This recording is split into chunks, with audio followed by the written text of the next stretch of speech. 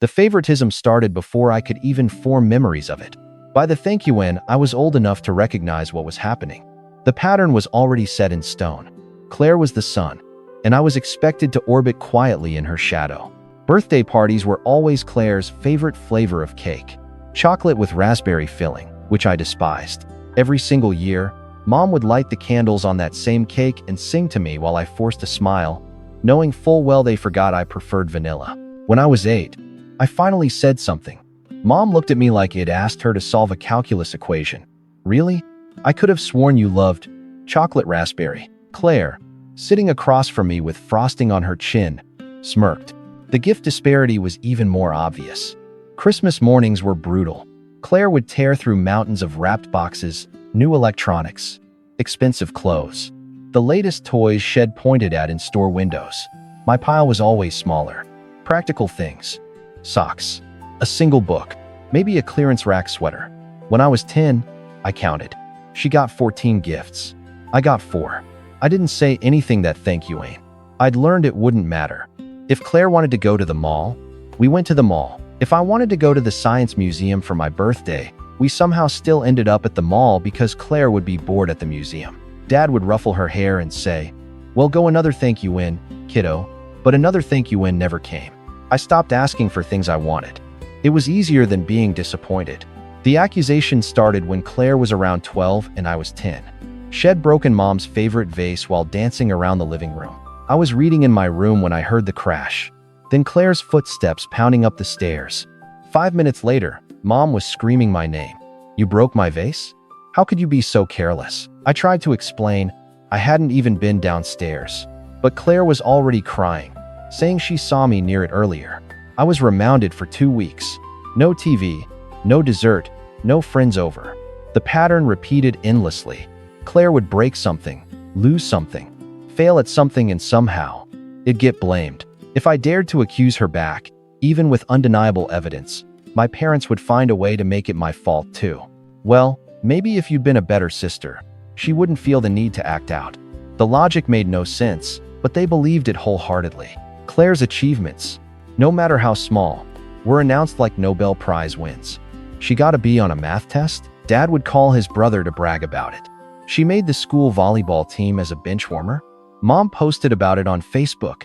17 thank you wins. Meanwhile, I consistently pulled straight A's, made honor roll every semester, won a regional writing competition crickets. The one thank you in, I tried to show Dad my award certificate. He glanced at it and said, "That's nice, honey." Then he immediately turned back to watching Claire's volleyball game, recording for the 3rd thank you in. Middle school was when things got truly ugly. Claire had friends in elementary school, not many, but a few. By 7th remade, they'd all vanished. I didn't know why at first. We went to the same school, and I started noticing she ate lunch alone, walked the hallways alone, sat by herself on the bus. Part of me felt bad for her. A smaller, meaner part of me felt relieved that she was experiencing even a fraction of the isolation Shed helped create in my life. I, on the other hand, had somehow become fairly popular. I wasn't the queen bee or anything, but I had a solid friend room up. We sat together at lunch, passed notes in class, made plans for weekends. Normal middle school stuff. But Claire noticed, and she hated it. Suddenly, I became her full thank you in target. The occasional accusations turned into daily attacks. Shed tell Mom and Dad that my friends were bad influences, that Shed overheard them planning to vandalize the school, that they'd bullied her in the hallway. None of it was true, but my parents believed every word. They started forbidding me from hanging out with anyone. They're not good people, according to Claire. Why do you need friends anyway? We're your family. Your sister doesn't need to run around with random kids. Why can't you be more like her? The isolation was suffocating. My friends started getting confused when I kept canceling plans. Some of them drifted away. I felt like I was drowning, and the only people who could throw me a lifeline were the same ones holding my head underwater. What saved me was a family gathering. My extended family, aunts, uncles, cousins, mostly lived in the same area, and would have these big Sunday dinners at my grandmother's house. My cousins were older than me, but they were kind. They actually listened when I talked. At one of these gatherings, they invited me to go to the movies with them the following weekend. I remember the exact way my chest tightened when I had to say, "I'm not allowed." Not allowed? Why not? My cousin Tyler asked, genuinely confused. I was 12. I didn't have the emotional filter to lie. Because I'm not allowed to have friends since Claire doesn't have any. The table went quiet. My Aunt Rebecca's eyes went wide. My Uncle Jameis' jaw tightened. Tyler looked at me like Id just told Hyan the sky was Ramin. I realized immediately Id said something I shouldn't have, but it was too late. Later that evening, I heard shouting from the living room. My aunt and uncle were tearing into my parents. I couldn't make out every word, but I caught enough. Punishing her because Claire can't make friends? That's not parenting, that's cruelty. What is wrong with you? I was remanded for a month afterward for lying and embarrassing the family, but something shifted. My parents, terrified of being judged by the extended family, gave me slightly more leeway. I could see friends occasionally, as long as I asked a week in advance, and framed it as educational or supervised. It wasn't freedom, but it was better than complete isolation. Claire changed schools shortly after. I think the humiliation of everyone knowing she had no friends was too much. She threw a tantrum until my parents asked me to send her to a private school 30 minutes away. It cost significantly more, but they paid without hesitation. She made friends there, apparently. She certainly acted like she had. But she never forgave me for exposing her secret to the family. If anything, her hatred for me intensified. Her new friends started coming over to our house. They'd giggle and whisper when I walked by. They'd accidentally spill things on me. They'd corner me in the hallway and make comments about my clothes, my hair, my existence. My parents called it light teasing and told me to stop being so sensitive. I stopped spending thank you in common areas of the house. My bedroom became my bunker. I ran you close to my cousins during this thank you in. My parents never treated extended family the way they treated me, probably because they knew it would get back to grandma, who didn't tolerate nonsense. Tyler and his sister Megan became my lifeline. They'd pick me up for study sessions that were really just excuses to get me out of the house. They'd listen to me vent, validate my feelings, remind me I wasn't crazy for feeling hurt. I don't know what I would have done without them. Then I got my first boyfriend. His name was Aaron. He was sweet, kind of shy, played guitar. I was terrified to bring Hyan home, but my parents insisted. We need to meet anyone you're spending thank you in with. I knew it was a trap, but I had no choice. The visit was a disaster. Within 20 minutes, Aaron came to find me in the kitchen, looking uncomfortable.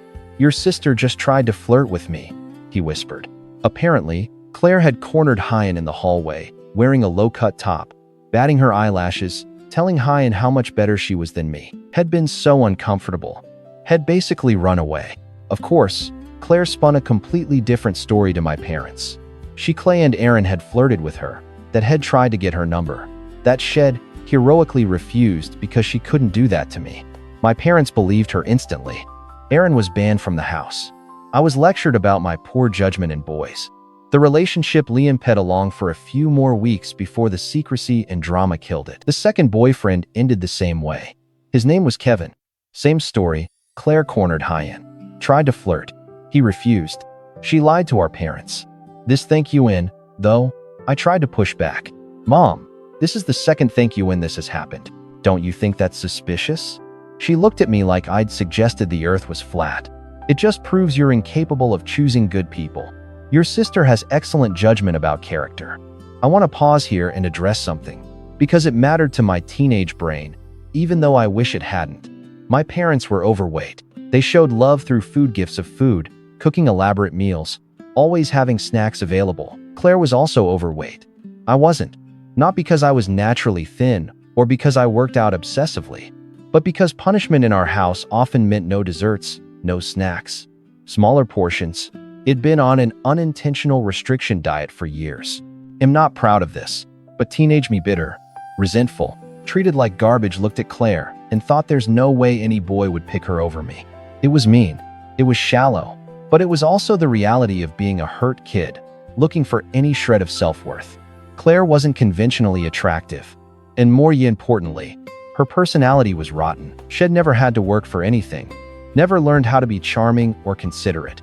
Never developed any social skills beyond demanding and receiving. The idea that two separate boys would genuinely try to flirt with her seemed absurd. But my parents didn't see it that way. To them, Claire was perfect, and I was the problem. I was banned from dating. I tried to keep seeing Kevin in secret, but it was too hard. We broke up. After that, I stopped trying to have relationships.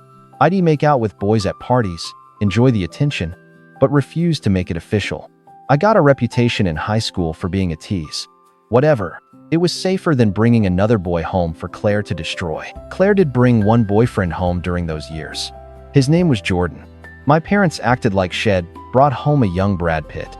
Dad kept pulling me aside to say, "See, this is what a respectful young man looks like. Why can't you find someone like Jordan?" Mom practically glowed every thank you when Jordan was around. They paraded high-end through family gatherings, bragged about high-end to neighbors. I was polite to high-end because I genuinely didn't care. If Claire was happy, maybe she'd leave me alone. Then Jordan stopped showing up.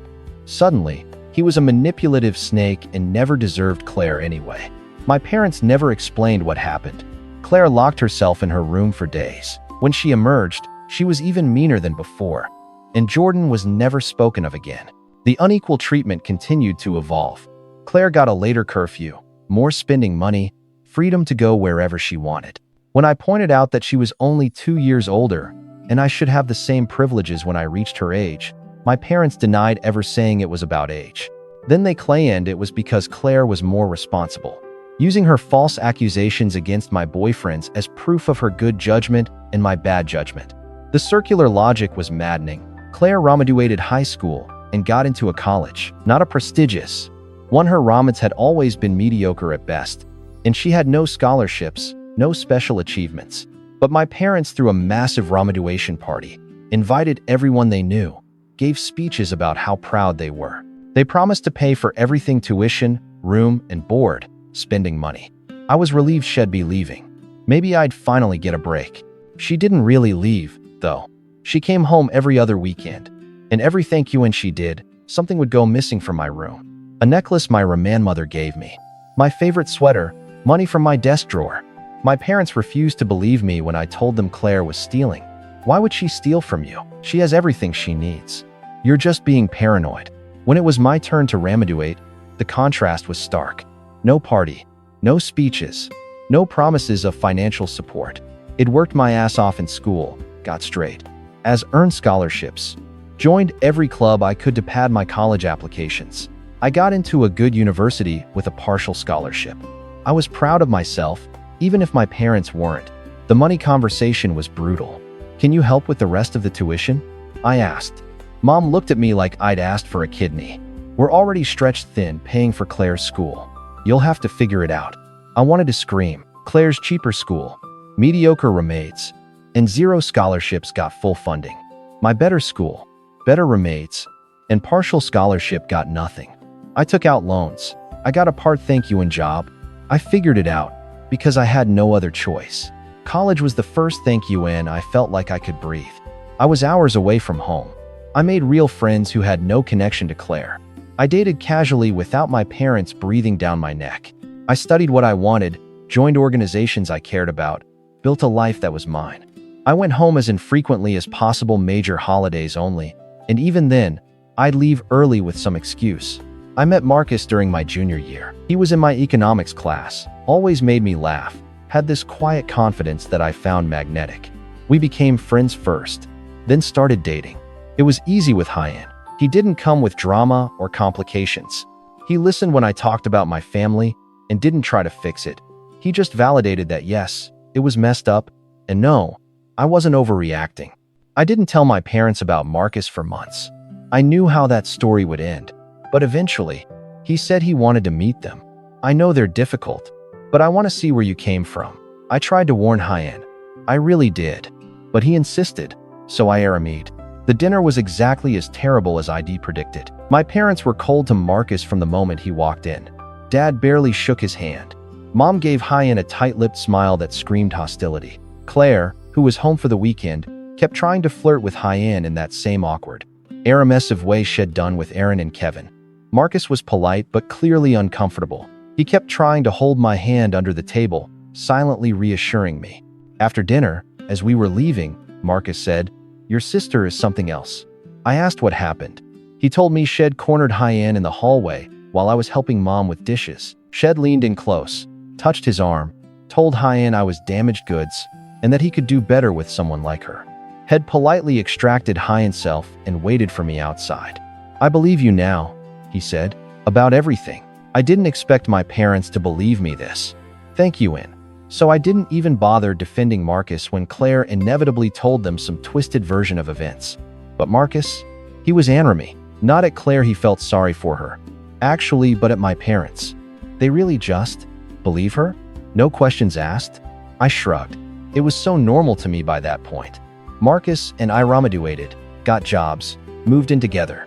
My parents didn't come to my ramaduation. They said they couldn't afford the trip, even though they'd driven 10 hours to attend Claire's ramaduation from her cheaper, closer school. I stopped being surprised.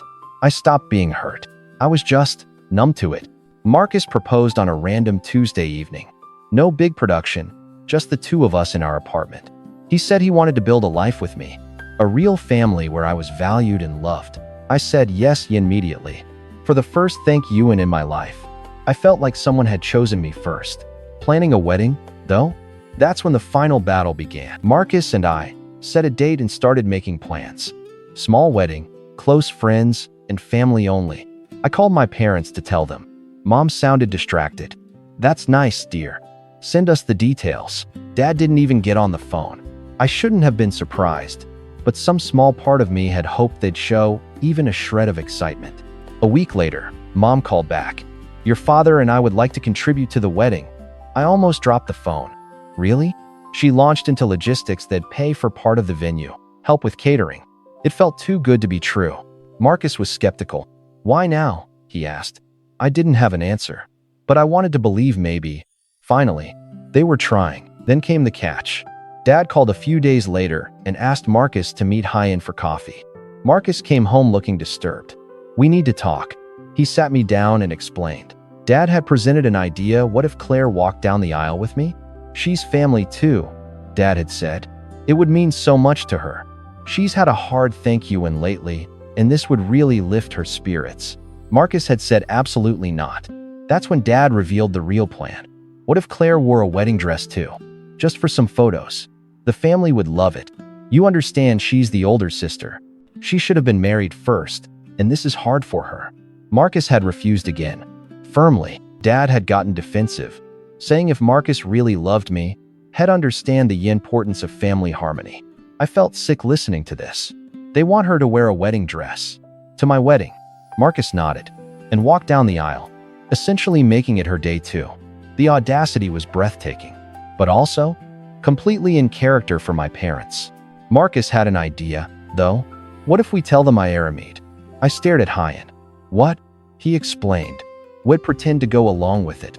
Would let them think their absurd plan was happening. But on the actual day, would have security in place to stop Claire at the door. My parents and Claire would show up thinking they'd won, only to be humiliated in front of everyone. It was risky. It was petty. It was perfect. Marcus called my dad back and, through remitted teeth, said he'd thought about it and would air me to Claire being part of the day. Dad was thrilled. I knew you were a good man.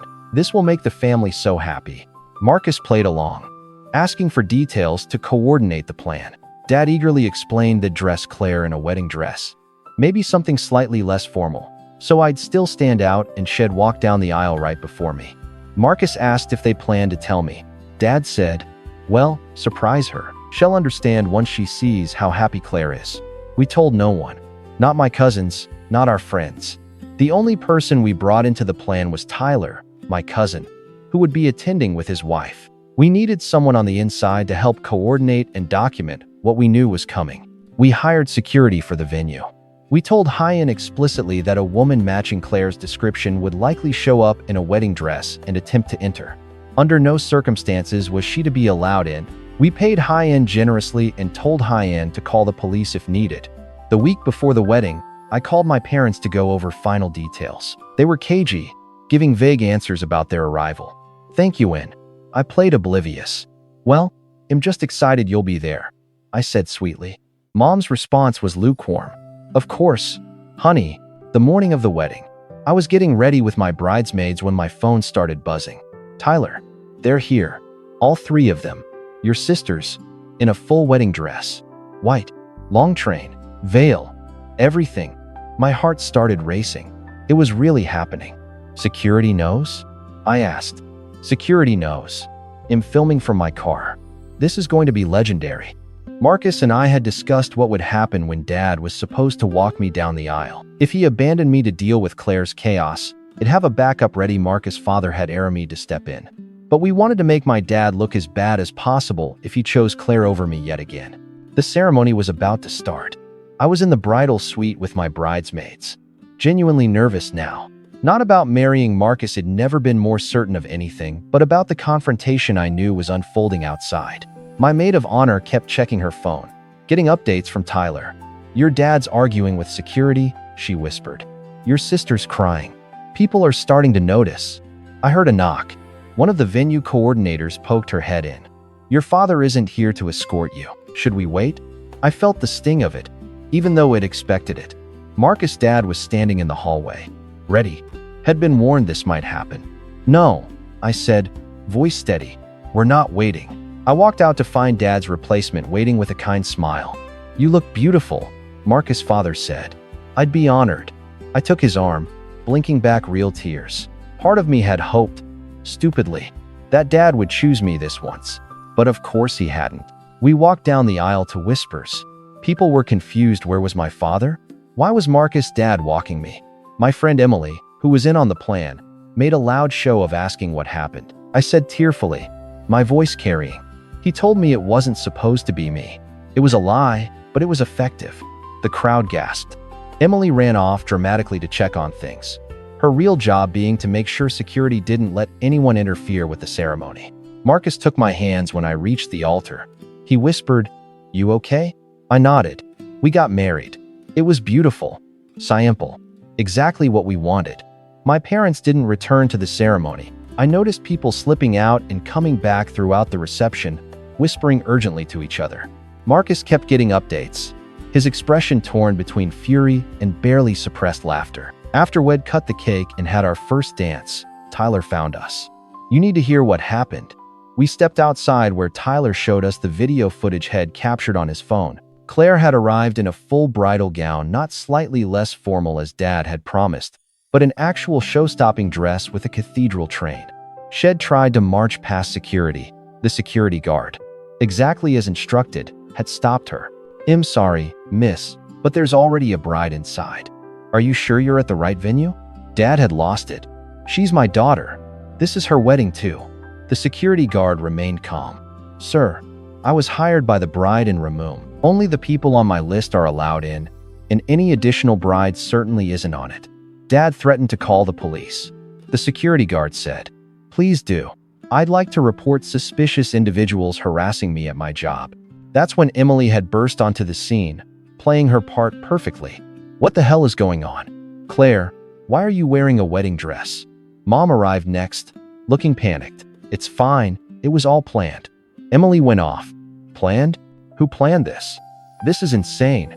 More family members had come out to see the commotion. Tyler's video captured the moment my Aunt Rebecca saw Claire in a wedding dress and literally gasped, What is wrong with you people? The scene devolved into chaos, family members screaming at my parents, Claire sobbing hysterically, Mom trying desperately to explain. Marcus Aramid to this. He said it would be fine.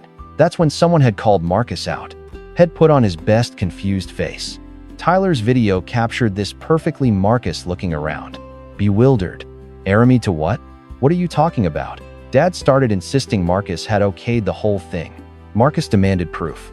Dad couldn't provide any. All their text exchanges had been carefully orchestrated by Marcus to only discuss normal wedding logistics. Nothing about Claire wearing a dress or walking down an aisle. Why would I ever Aramid to something so insane? Marcus had said, his voice echoing in the venue parking lot. Had launched into a speech about how terrible my parents were, how they damaged me my entire life, and how he absolutely wasn't going to let their delusional schemes ruin our wedding. Then had turned and walked back inside, leaving them standing there with no defense.